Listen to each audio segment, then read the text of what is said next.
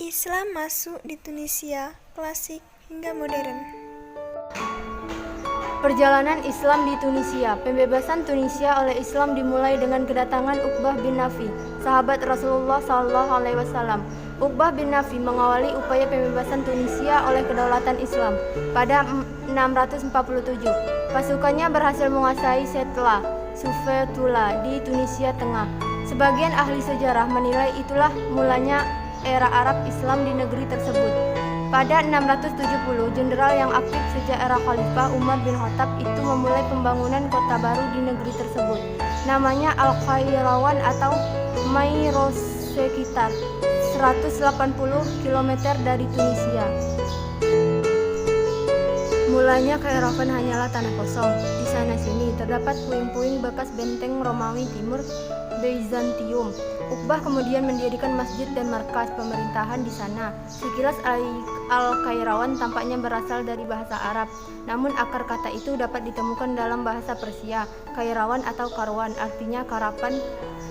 Penamaan itu menunjukkan kota tersebut memiliki posisi yang cukup strategis baik dalam rute perdagangan maupun ekspedisi militer. Uqbah meninggal dunia pada tahun 683. Penggantinya tidak mampu mempertahankan Qairawan. Situasi mulai kondusif sejak kedatangan Hasan bin Numan al-Kasani.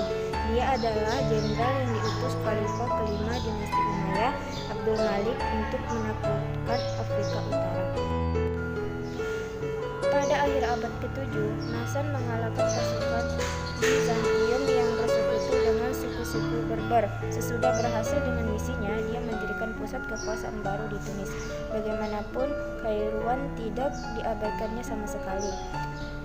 Kota yang diinisiasi Uqbah bin Nafi itu dijadikan sebagai pusat administrasi untuk memantau perkembangan penaklukan muslimin atas Afrika Utara. Menjelang abad ke-8, dinasti Umayyah sudah menguasai kawasan yang amat luas, merentang dari Andalusia hingga seluruh pesisir Afrika Utara. Kairun ikut berkembang menjadi kota yang berperadaban tinggi. Suku-suku Berber menyerbu kota tersebut. Mereka merusak banyak bangunan, bahkan masjid dijadikannya sebagai kandang kuda. Pasukan muslim dari golongan Ibadiyah berhasil menyelamatkan Kairun dari kehancuran lebih jauh. Abad ke-8 bisa dikatakan sebagai masa konsolidasi pengaruh Islam di Afrika Utara. Apa yang dahulu disebut bangsa Romawi sebagai Afrika Prekonsularis kini menjadi wilayah Ifriqiya. Luasnya merentang dari Tunisia, sebagian Libya hingga Aljazair Timur. Kairun, Tunisia menjadi salah satu kota terpenting.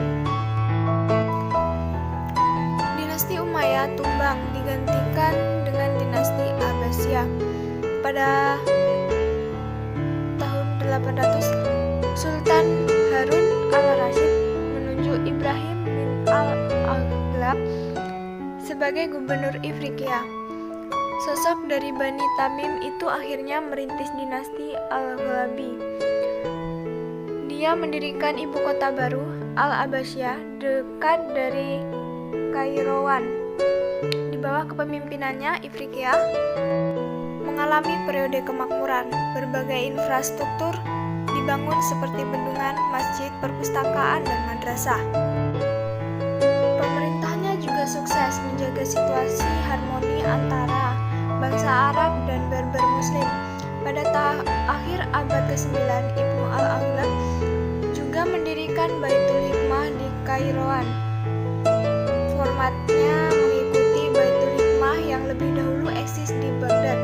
Qairawan kian bersinar sebagai salah satu mercusuar peradaban Islam di Afrika Utara. Banyaknya sarjana muslim yang berkarir di sana. Tidak hanya Qairawan, kota Tunis juga berkembang pesat terutama pada abad ke-13. Pamernya kian berkilau seiring dengan berdirinya Madrasah Al-Zaitunah di kota tersebut. Inilah perguruan tinggi pertama di Afrika Utara. Banyak ilmuwan terkemuka yang dihasilkan. Di antaranya adalah Ibnu Khaldun. Namun, Tunis sempat terpuruk saat diserbu bangsa Normandia dari Eropa Eropa. Selanjutnya, kekhalifahan Fatimiyah yang berpusat di Mesir berhasil mengusir mereka. Tunis pun kembali bangkit, khususnya pada masa dinasti Almohad atau Almohidun. Elit mereka berasal dari suku Berber yang telah memeluk Islam sejak abad ke-12. Hingga abad ke-15, Tunisia dikendalikan sejumlah kekuatan politik, mulai dari dinasti Ziridiyah, invasi militer Normandia dari Eropa, Almohad, sampai Mafsyah. Menjelang era modern, Kesultanan Utsmaniyah menguasai negeri itu. Meski dikuasai Turki, Tunisia dapat menjadi wilayah otonom di bawah pemerintahan de Mouradi dan Museini. Akhirnya, negeri itu dicaplok bangsa Eropa menjelang Perang Dunia